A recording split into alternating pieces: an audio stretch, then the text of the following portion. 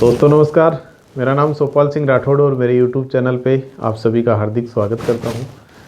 दोस्तों, हर बार की तरह नया विषय है। आज का विषय है होम लोन ट्रांसफ़र या मॉर्गेज लोन ट्रांसफ़र या BT बैलेंस ट्रांसफ़र कब करना चाहिए और क्या इसके करने के फ़ायदे हैं और क्या नुकसान है। दोस्तों, होम लोन या मॉर्गेज लोन अपन लेते हैं तो पहले 2 से 5 साल के अंदर या 1 साल के बाद में भी अपन मतलब शुरुआत में बैलेंस ट्रांसफ़र करना चाहिए। यदि अपनी रेट ऑफ इंटरेस्ट ज़्यादा लग रही है तो अवश्य ट्रांसफ़र करना चाहिए। मॉर्गेज लोन में या होम लोन में भी कई बार अनअप्रूव्ड प्रॉपर्टी होती हैं तो उस पर रेट्स काफ़ी ज़्यादा रहते हैं, 13%, 14%, यहाँ तक कि 15% पे भी लोन लेना पड़ता है।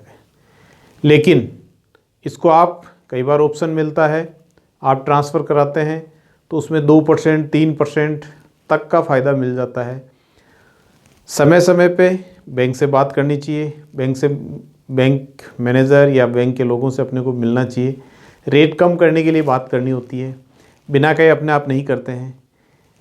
एक मेरे दोस्त थे जिनका लोन चल रहा था 14% पे, तो उनको मैंने एक तरीका बताया था, मैं आप इस बैंक में जाइए और फॉर क्लोज़र यानी कि लोन क्लोज़ कराने के लिए केवल एप्लीकेशन दीजिए।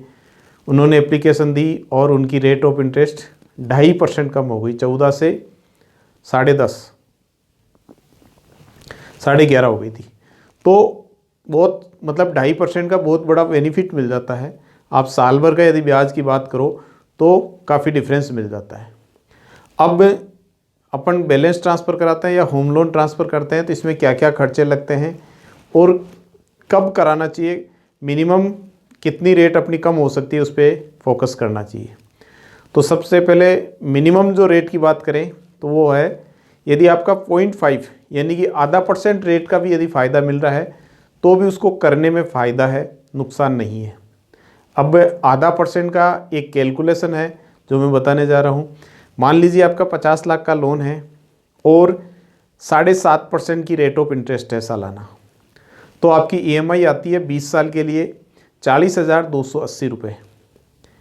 लेकिन इसको यदि आप बैलेंस ट्रांसफ़र कराते हैं तो आपका रेट यदि किसी बैंक में 7% मिल रही है तो % आपको कम मिलती है, तो उसमें फ़ायदा होगा आपको। टोटल 7% के हिसाब से आपकी EMI हो जाएगी 38,765 रुपये और हर महीने आपको 1,515 रुपये यानी कि 1,515 रुपये हर महीने बचेंगे। तो साल भर का यदि अपन जोड़ते हैं तो 18,180 रुपये बचता है। अब बात आती है % के अंदर यदि अपने को ये फ़ायदा मिल रहा है तो इसमें लोन ट्रांसफ़र करते हैं, बैलेंस ट्रांसफ़र करते हैं तो इसमें क्या क्या खर्चे आते हैं। सबसे पहला खर्चा आता है वो आता है प्रोसेसिंग फ़ीस, जो अधिकतर बैंकों में 0 से लेके 1% तक रहता है। इसमें बार्गेनिंग हो जाता है। कई बार 0 प्रोसेसिंग फ़ीस रहती है। अधिकतर बैंकों के ऑफ़र रहते हैं, मार्च एंड में ऑफ़र रहते हैं या दिसंबर में ऑफ़र रहते हैं, तो उस समय अपन ट्रांसफ़र करवा सकते हैं। 0% पे अपना लोन ट्रांसफ़र हो जाता है और यदि लगती भी है तो उसमें बार्गेनिंग कर सकते हैं, 10 पैसे, 20 पैसे, 25 पैसे, 50 पैसे। यानी कि आप 50 लाख का लोन ले रहे हैं तो आपको प्रोसेसिंग फ़ीस 10 पैसे है तो 10,000 रुपये हो गए, 50 पैसे हैं तो आपका 25,000 रुपये हो गया। तो उसमें अपने को ध्यान देना चाहिए। इसके अलावा लीगल और टेक्निकल ये लगता ही लगता है। और कई बार बैलेंस ट्रांसफ़र जो अपन करते हैं उसमें प्रोसेसिंग फ़ीस बैंक नहीं लेते हैं। यदि प्राइवेट बैंक के अंदर जाते हैं अपन, ICI, HDFC, इनमें कई बार प्रोसेसिंग फ़ीस नहीं होता है। अपन किसी दूसरे बैंक से आते हैं तो ये चार्जेज नहीं लेते हैं। सेकंड जो चार्जेज है उसकी बात करें तो वो होता है लीगल और टेक्निकल के। ये बैलेंस ट्रांसफ़र लोन कराएंगे अपन या BT कराएंगे तो ये लगेगा ही लगेगा, हर बैंक लेता है। ये वेव नहीं होता है, प्रोसेसिंग फ़ीस वेव होती है। इसके अंदर अलग अलग बैंकों के अलग अलग लीगल वैल्यूएशन चार्जेस होते हैं।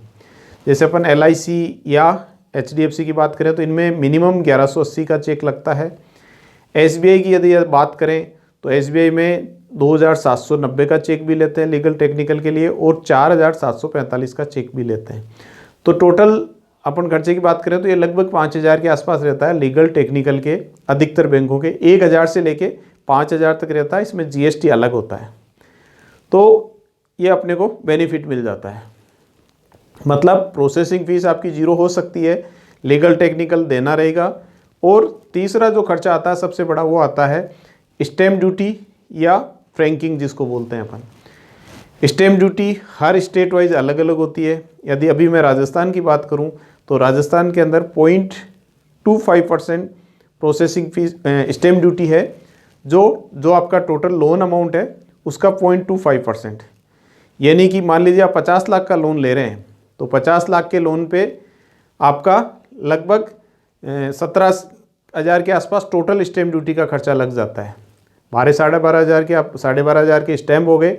स्टैम्प पे जो सरचार्ज लगता है 30% या 35%, वो मिला के 17,500 रुपये के आसपास टोटल आपका खर्चा होता है।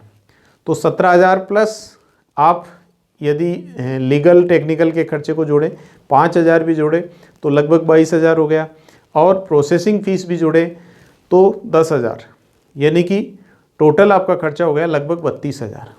लेकिन आधा % रेट ऑफ इंटरेस्ट कम हो रही है तो आपको बचत 1 साल के अंदर सिर्फ 18,000 की हो रही है। तो इस केस के अंदर आपको फ़ायदा कम है, लेकिन सेकेंड ईयर से आपको बेनिफिट मिलना शुरू हो जाता है, अपन कर सकते हैं। ज़्यादातर रेट ऑफ इंटरेस्ट में 1 से 2% या 3% का बेनिफिट मिलता है। कई बार यदि आपकी प्रॉपर्टी अनऑथोराइज्ड है और उसको ऑथराइज होती है तो रेट ऑफ इंटरेस्ट चेंज होती है। तो जब एनबीएफसी से अपन सरकारी बैंक में या लीडिंग बैंक के अंदर एचडीएफसी आईसीआई के अंदर आते हैं तो आपको काफ़ी बेनिफिट मिल जाता है, 2 से 3% का बेनिफिट मिल जाता है। तो अपने को लोन ट्रांसफ़र कराने में फ़ायदा रहता है। अब मैंने बताया था कि पहले मतलब 2-3 साल या 5 साल के अंदर ट्रांसफ़र कराने में ज़्यादा फ़ायदा होता है, लास्ट के टाइम पे फ़ायदा काफ़ी कम रहता है। तो लास्ट के समय में लोन ट्रांसफ़र न कराएं।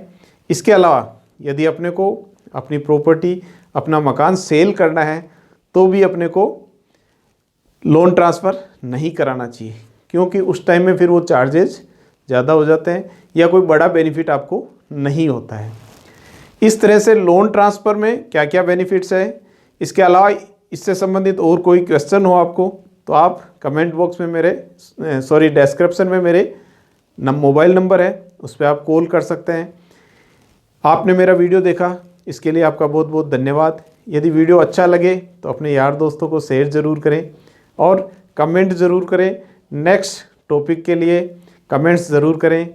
दोस्तों, आप स्वस्थ रहें, आप व्यस्त रहें और आप मस्त रहें।